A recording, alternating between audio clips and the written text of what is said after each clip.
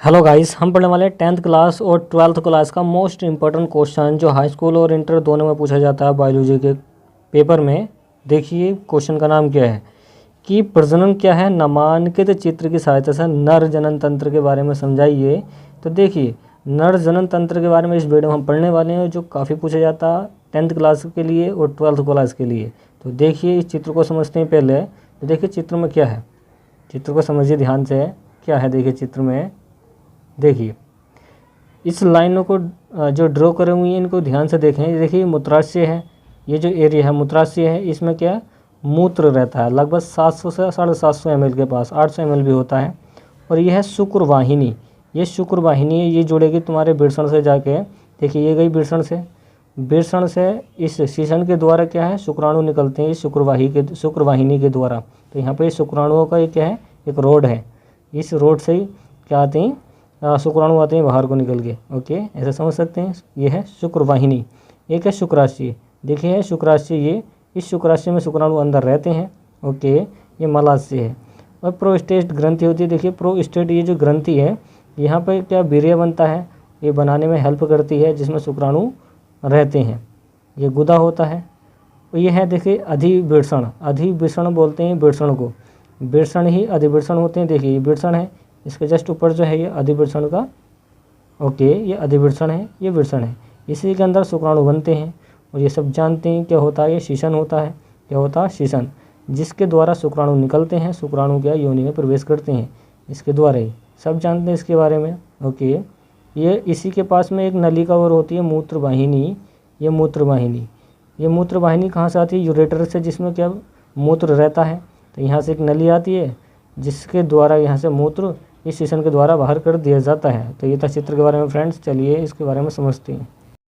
देखिए फ्रेंड्स, पहला समझते हैं हम प्रजनन को। प्रजनन क्या होता है, प्रजनन क्या है। देखिए जीवधारी द्वारा, जीवधारी मतलब जो जिंदा चीज़ें हैं, जीवधारी द्वारा लैंगिक क्रियाओं के फलस्वरूप, लैंगिक मतलब सेक्सुअल क्रियाएं जो होती हैं, लैंगिक क्रियाओं के फलस्वरूप अपने जैसी संतानों की उत्पत्ति को, मतलब अपनी ही जैसी संतान बना दी है, तो संतान की उत्पत्ति करने की प्रक्रिया को प्रजनन कहते हैं। मतलब क्या, एक इंसान ने दूसरा इंसान बना दिया, मतलब बच्चा बना दिया, तो उसको बोलेंगे हम लैंगिक क्रिया, जिसके द्वारा प्रजनन होता है और प्रजनन से नई संतानें बनती हैं। तो काफ़ी ईजी है कि जीवधारियों द्वारा लैंगिक क्रियाओं के फलस्वरूप अपनी जैसी संतानों की उत्पत्ति करने की क्रिया को प्रजनन कहते हैं। ओके, काफ़ी ईजी है। अब पुरुष, जो पुरुष नर, पुरुष को बोलते हैं नर जनन तंत्र, उसके बारे में समझते हैं। देखिए काफ़ी सारे पार्ट होते हैं इसके।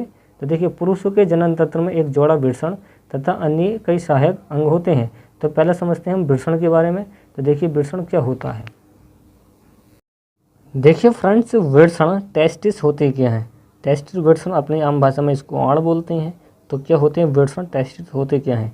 मनुष्य में लगभग 5 सेंटीमीटर लंबे और 2.5 सेंटीमीटर मोटे गुलाबी रंग के तथा अंडाकार 2 वृषण पाए जाते हैं। ये वृषण उदर गुहा के निकट 2 छोटी छोटी थैलियाँ जैसी संरचनाओं, मतलब रचनाओं, वृषणकोश में स्थित होते हैं। वृषणकोश उदर गुहा में संरक्षण नाल द्वारा संबंधित रहते हैं। उदर गुहा क्या होता है, जिस एरिया में ये रहता है वृषण, उसको बोलते हैं। अभी चित्र में आपको दिखाएंगे। वृषणों का उदर गुहा के बाहर वृषण कोशों में स्थित होने का लाभ यह है कि शुक्राणु उदर गुहा के अधिक ताप से बच जाते हैं तथा वृषण कोशों के कम ताप पर इनका परिपक्वन सहज हो जाता है। देखिए ऐसा समझ सकते हैं कि बॉडी का टेम्परेचर कितना होता है, आपका होता है 37 डिग्री सेल्सियस। कितना होता है, 37 डिग्री सेल्सियस। कितना होता है, 37 डिग्री सेल्सियस किसका, बॉडी का होता है। तो वृषण का होता है आपका कितना, 35 डिग्री। तो कम ताप होता है वृषण में, तभी तो ये बॉडी से बाहर रहते हैं, तो जहाँ पे शुक्राणु का निर्माण हो जाता है। तो चलिए अब इसको समझते हैं हम चित्र के अकॉर्डिंग। देखिए फ्रेंड, चित्र में आप समझ सकते हैं। ये देखिए ये वृषण है, ये जो एरिया है वृषण का है। ये कितने, देखिए 2.5 सेंटीमीटर, देखिए 5 सेंटीमीटर लंबे होते हैं, 5 सेंटीमीटर लंबे होते हैं, और 2.5 सेंटीमीटर क्या होते हैं, मोटे होते हैं, गुलाबी कलर के होते हैं, वो अंडाकार होते हैं। इसमें क्या बनता है फ्रेंड्स, इसमें बनते हैं शुक्राणु। क्या बनते हैं, शुक्राणु। ओके, जो प्रजनन करने में हेल्प करते हैं, मतलब इन्हीं के द्वारा प्रजनन होता है। प्रेगनेंसी जो ठहरती है शुक्राणु के द्वारा ही ठहरती है। तो काफ़ी इंपॉर्टेंट पार्ट है इसका रिप्रोडक्टिव सिस्टम का फ्रेंड्स। ओके, ये था वृषण के बारे में। ओके, चलिए अब इसका नेक्स्ट पार्ट समझते हैं। देखिए फ्रेंड्स, इसके नेक्स्ट वाले पार्ट के बारे में समझते हैं। दूसरा भाग क्या है इसका, अधिवृषण या एपिडीडाइमिस। एपिडीडाइमिस प्रत्येक वृषण से चिपकी एक नली, देखिए एक लंबी संकरी व चपटी संरचना होती है। यह लगभग 6 सेंटीमीटर लंबी व अत्यधिक कुंडलित नली होती है, जो वृषण की अपवाहक नलिकाओं के मिलने से बनती है। किससे बनती है? वृषण की अपवाहक नलिकाओं के मिलने से बनती है। और ये ध्यान पर रखिए 6 सेंटीमीटर लंबी होती है। इसका निचला भाग जो होता है लचीले तंतुओं के बने गुवर नेकुलम नामक गुच्छे द्वारा वृषण कोश की पिछली भित्ति से जुड़ा रहता है। तो चित्र को इसको समझिए, चित्र में क्या दे रखा है इसके, देखिए ये होती है, ये कहाँ पे होती है, ये है, देखिए वृषण है। वृषण के जस्ट ऊपर ये 6 सेंटीमीटर लंबी अधिवृषण की नलिका होती है जो कुंडलित होती है। तो इसको समझ सकते हैं, यह है अधिवृषण। चलिए इसका नेक्स्ट वाला पार्ट समझते हैं फ्रेंड्स। देखिए फ्रेंड्स, इसका तीसरा पार्ट है शुक्रवाहिनियाँ। शुक्रवाहिनी का इसका मतलब समझें कि शुक्रवाहिनियाँ शुक्राणुओं को बहाने वाली, मतलब जिससे शुक्राणु जाते हैं दौड़ दौड़ के। ओके, देखिए क्या होती है। अधिवृषण के निचले पश्चिम भाग से लगभग 45 सेंटीमीटर लंबी शुक्रवाहिनी निकलती है। यह पहले वक्षण नाल से होकर उदर गुहा में मूत्राशय के पृष्ठ तल पर स्थित अपनी ओर मूत्रवाहिनी पर एक फंदा बनाती है। बाद में यह नीचे मुड़कर पास में स्थित शुक्राशय की छोटी सी नलिका से जुड़ती है। तो इसको बोलते हैं शुक्रवाहिनी। तो इसका सिंपली आप ये काम ध्यान पर रखिए, शुक्राणुओं को वहाँ से शुक्राशय से लेकर जाती है शीशन तक, शीशन पहुँचा देता है योनि तक। 45 सेंटीमीटर होती है। चलिए इसको चित्र में देख लें आप, क्या है, कहाँ पे ये चित्र में एग्जिस्ट करती है। तो देखिए शुक्रवाहिनी कहाँ पे है, चित्र में देखिए आप, देखिए ये है शुक्रवाहिनी। तो देखिए यहाँ से ही शुक्राशय है, शुक्राशय से शुक्रवाहिनी आ रही है। तो देखिए ये यहाँ से वृषण से शुक्राणु उठाएगी, ये लेकर जाएगी शुक्राशय तक, शुक्राशय से शीशन के द्वारा बाहर क्या शुक्राणु आ जाएंगे। तो इसको बोलेंगे शुक्रवाहिनी। ये जो नली है इसी में शुक्राणु चलते रहते हैं। ओके, चलिए इसका नेक्स्ट वाला पार्ट समझते हैं फ्रेंड्स। देखिए फ्रेंड्स, इसका फोर्थ वाला पार्ट है शुक्राशय का सेमिनल वेसिकल्स बोलते हैं, इसको वेसिकल्स बोलते हैं, जो मूत्राशय के पीछे स्थित लगभग 5 सेंटीमीटर लंबी बले थैली के समान संरचनाएं होती हैं। इनकी भित्तियां ग्रंथिल होती हैं। कैसी होती है? ग्रंथिल। इनमें एक हल्का पीला क्षारीय चिपचिपा तथा पोषक तरल स्रावित होता है, जिसको बोलते हैं हम वीर्या। इसको बोलते हैं हम तरल वीर्या, जिसको सीमन कहते हैं इंग्लिश में। का अधिकांश भाग लगभग 60% होता है। कितना भाग होता है इसका? 60% होता है। 60% भाग बनाता है। इसमें शुक्राणु गति करते रहते हैं, मतलब इनका पालन पोषण यहीं पे होता है। शुक्राशय से निकलने वाली छोटी सी नलिका शुक्रवाहिनी के साथ क्या करती हैं फ्रेंड्स, क्या करती हैं ये आप देखिए आगे चल के। तो पहले इसको देख लें, समझ लें। तो शुक्रवाहिनी के साथ क्या करते हैं? इस लगन करती हैं, ऐसे समझ सकते हैं, मतलब निकाल देती हैं। यहाँ पर लिख लेना, साथ के बाद शुक्रवाहिनी के साथ निकाल देती हैं। क्या कर देती हैं? निकाल देती हैं। तो चलिए इसको चित्र में समझिए कि शुक्राशय होता कहाँ पे है, और ये लगभग 5 सेंटीमीटर लंबी बड़े थैली होती है। तो देखिए इसको समझिए, शुक्राशय कहाँ पे है, देखिए ये है शुक्राशय, ये शुक्राशय का एरिया है, इसमें शुक्राणु रहते हैं। लगभग 5 सेंटीमीटर लंबी थैली से होती है। क्या होती है? देखिए 5 सेंटीमीटर लंबी क्या होती है? बड़ी थैली के समान संरचना होती है इसकी। इसमें क्या होता है? वीर्य रहता है, लगभग 60% इसमें वीर्य रहता है। ओके, इसमें शुक्राणु रहते हैं, जिसमें ये पालन पोषण इनका होता रहता है शुक्राणुओं का। तो चलिए इसका नेक्स्ट वाला पार्ट समझते हैं फ्रेंड। देखिए फ्रेंड्स, इसका 5वां जो हिस्सा वो होता है पेनिस, और पेनिस होता है ये शीशन। यह पेशीय मैथुनांग है। कैसा है?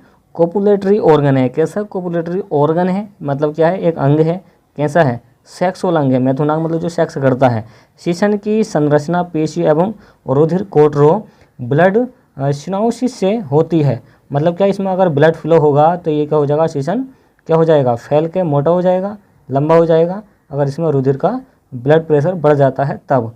तो क्या करता है? ये शुक्राणुओं को स्त्री की योनि तक पहुंचाता है, ये पेनिस पहुंचाता है, और काफ़ी काम करता है ये। चलिए अब इसको देखते हैं चित्र के अंदर फ्रेंड्स। तो देखिए चित्र से आपको कम्प्लीटली समझ में आ जाएगा। तो ये देखिए, ये सारा का सारा एरिया क्या है? ये पेनिस है। ओके, ये सारा एरिया क्या है? पेनिस है। इसी के द्वारा क्या होता है? शुक्राणुओं को क्या स्त्री के योनि मार्ग तक पहुंचा देता है, या फिर बाहर कर देता है नाइट होल के द्वारा ये। ओके,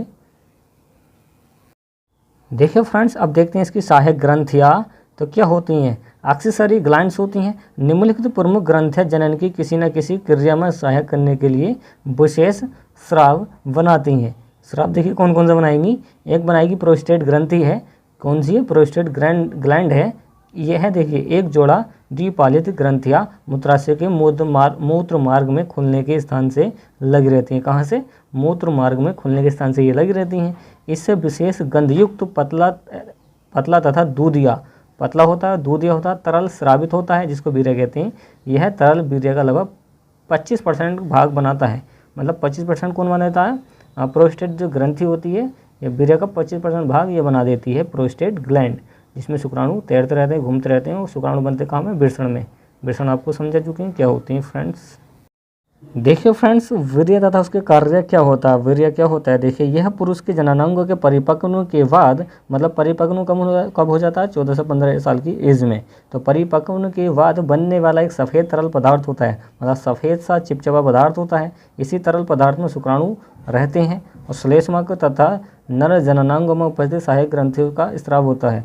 क्या होता है? इसका शुक्राणु का स्राव होता है। इस वीर्य में यह शुक्राणुओं का एक पोषण करता है, मतलब पालता है। तो शुक्राणु को जो पालन पोषण करता है वो कौन करता है? वीर्य करता है। यह एक तरल माध्यम का कार्य करता है। कैसा होता है? तरल पदार्थ होता है, तरल माध्यम का कार्य करता है, जिससे शुक्राणु सुरक्षित और स्थानांतरित हो सकते हैं। मतलब होते हैं, क्या होते हैं? शुक्राणु क्या होते हैं? सुरक्षित रहते हैं इसके अंदर, मतलब फिट रहते हैं और तंदुरुस्त रहते हैं, अच्छे रहते हैं। इसमें वीर्य के अंदर जैसे क्वालिटी का वीर्य होगा वैसे क्या शुक्राणु होगा, तो इसमें क्या करेंगे? स्थानांतरित हो सकेंगे। मतलब एक स्थान से दूसरे स्थान तक इसी की वजह से जाते हैं। किसकी? वीर्य की वजह से स्थानांतरित इसी की वजह से होता है। ओके, जब भी वीर्य सिंचन के द्वारा निकाला जाता है तो उसके साथ क्या वीर्य निकलता है काफ़ी, उसके साथ ही शुक्राणु होती है निकल के बाहर को। तो ये क्वेश्चन यहाँ पे कंप्लीट होता है। ओके, चलिए आपको वीडियो पसंद है, ये वीडियो को लाइक एंड शेयर कीजिए, चैनल को सब्सक्राइब कीजिए। Thanks for watching guys. मिलते हैं नेक्स्ट वीडियो में। ओके, मिलते हैं नेक्स्ट वीडियो में। जब वीर्य निकलता है यहाँ से निकल जाता है। ओके।